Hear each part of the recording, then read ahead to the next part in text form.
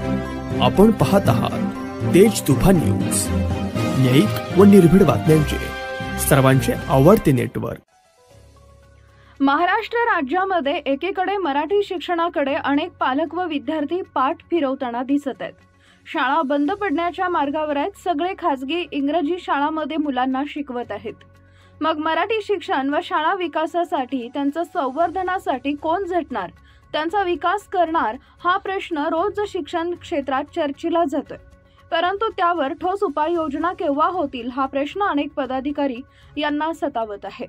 अशात पुणे जिल्ह्यातील आंबेगाव तालुक्यातील एकात्मिक आदिवासी विकास प्रकल्प कार्यालय घोडेगाव, तालुका आंबेगाव, जिल्हा पुणे यांनी राबवलेल्या 100 दिवसांच्या उपक्रमाची यशस्वी गाथा आज आम्ही तेज तुफानच्या प्रेक्षकांसाठी घेऊन आलो आहे। सदर उपक्रम 3 सदरमध्ये आम्ही आपणास दाखवणार आहोत।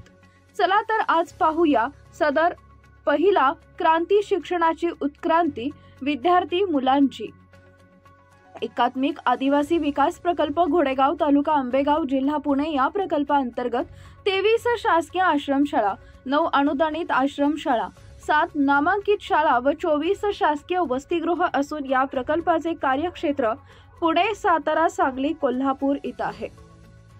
संपूर्ण कामकाज प्रकल्प कार्यालय घोडेगाव, तालुका आंबेगाव, जिल्हा पुणे येथून कार्यरत आहे।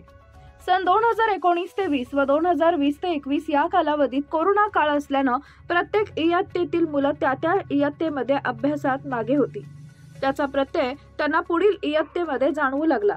शिक्षकांपुढे देखील गहन प्रश्न होता। त्यांचे प्रयत्न वेगवेगळ्या माध्यमातून सुरू होते। यामध्ये आदिवासी विकास विभाग यांनी राबवलेली सेतू अभ्यास, प्रत्यक्ष घरोघरी वाडी वस्तीत जाऊन अभ्यास घेतला। नंतरच्या कालावधीत पालकांच्या मोबाईलवरून विद्यार्थ्यांचं अध्यापन सुरू झालं। परंतु नेटवर्क रिचार्जसाठी पैसे उपलब्ध नसल्यानं त्यांना मर्यादा येऊ लागल्या। वर्ग सुरू झाले, परंतु मुलांची वर्गात बसण्याची मानसिकता नव्हती। यावेळी सर्व शिक्षक, कर्मचारी आणि यांची विद्यार्थी टिकवणं ही तारेवरची कसरत होती। दैनिक लोकमतच्या वर्तमानपत्रातील बातमीनुसार, असरच्या अहवालातील वास्तव यानुसार सर्व सरकारी शाळांमध्ये इयत्ता 7वी ते इयत्ता 9वीच्या विद्यार्थ्यांना वाचन व गणिती क्रिया यामध्ये कमी आहे ही बाब आढळली।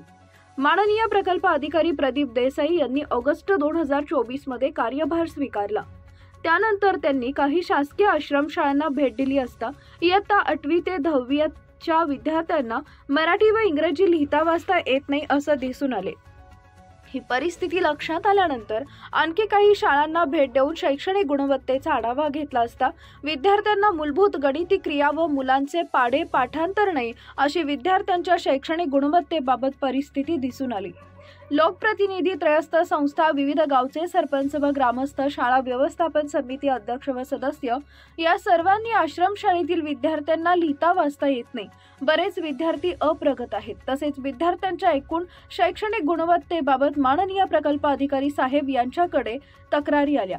हे वास्तव लक्षात घेता विद्यार्थ्यांची किमान गुणवत्ता वाढ, सर्वांगीण विकास होण्याचं उद्दिष्ट साध्य करण्यासाठी व आश्रमशाळा बळकटीकरण करण्याच्या अनुषंगाने सर्वांनी एकत्रित येऊन प्रयत्न करणे कामी या सर्व शासकीय आश्रमशाळांमध्ये 100 दिवसांचा उपक्रम नियोजनानुसार शासकीय आश्रमशाळांमध्ये एकसंघ पद्धतीने व सकारात्मक दृष्टिकोन ठेवून सचिव विजय वाघमारे, माननीय आयुक्त नाशिक व माननीय अपर आयुक्त आदिवासी विकास ठाणे यांच्या मार्गदर्शनाखाली विद्यार्थ्यांच्या शैक्षणिक गुणवत्ता वाढीसाठी काम करणं आवश्यक आहे, अशी संकल्पना माननीय प्रकल्प अधिकारी घोडेगाव प्रदीप देसाई यांनी मांडली। त्यानुसार 100 दिवसांच्या उपक्रमामध्ये विशेष शिकवणी वर्ग दिनांक 1 ऑक्टोबर 2024 पासून सुरू करण्यात आला। प्रत्येक आश्रमशाळेमध्ये शालेय वेळेव्यतिरिक्त हा उपक्रम राबवण्यात आला। सर्व मुख्याध्यापक शिक्षकांना कार्यालयी राहून अप्रगत विद्यार्थ्यांना प्रगत करण्यासाठी 100 दिवसांचा उपक्रम दिला। यामध्ये प्रथम प्रत्येक इयत्तेनुसार प्रगत व प्रगत विद्यार्थी निवड करण्यात आली, तसेच जादा तासिकेचे नियोजन करण्यात आले। सर्व शासकीय आश्रमशाळांमध्ये दररोज रात्र अभ्यासिका 8 ते 10 या वेळेमध्ये घेण्याचे नियोजन करण्यात आले। याचा सुरुवातीपासून फायदा होत गेला। विद्यार्थ्यांची रात्र अभ्यासिकेला बसण्याची मानसिकता तयार झाली। शिक्षक सुद्धा मोठ्या उत्साहाने या उपक्रमात सहभागी झाले। यामध्ये जादा तास मराठी, इंग्रजी वाचन, लेखन, पाढे पाठांतर, सामान्य ज्ञान, गणितांच्या मूलभूत क्रिया यांमध्ये विद्यार्थ्यांमध्ये सुधारणा दिसून आली। आजही विद्यार्थी सायंकाळी 8 वाजले की आपोआप रात्र अभ्यासिकेला बसतात। शिक्षकांच्या रात्र अभ्यासिकेचं नियोजन मुख्याध्यापक यांनी केले। त्या अनुषंगाने रात्री 9 ते 10 या वेळेत जिओ टॅगिंग असलेले फोटो मुख्याध्यापक यांच्या व्हॉट्सअप ग्रुपवर टाकण्याबाबत निर्देश देण्यात आलेले होते। त्या पद्धतीने सर्व मुख्याध्यापक ग्रुपवर फोटो टाकत आहेत। कार्यालयातील अधिकारी, कर्मचारी, पालक व ग्रामस्थ यांनी वेळोवेळी शाळेस भेट देऊन 100 दिवसांच्या उपक्रमाचं मूल्यमापन करण्यात आले। मुलांमध्ये उत्तरोत्तर प्रगती होत असल्याचं दिसून येत आहे। याचं श्रेय माननीय प्रकल्प अधिकारी प्रदीप देसाई यांच्याकडे जाते। तसेच त्यांच्या मार्गदर्शनाखाली प्रकल्प कार्यालयातील अधिकारी, सर्व शाळांचे मुख्याध्यापक, शिक्षक व शिक्षकेतर कर्मचारी, पालक, ग्रामस्थ या सर्वांचे सहकार्य लाभले।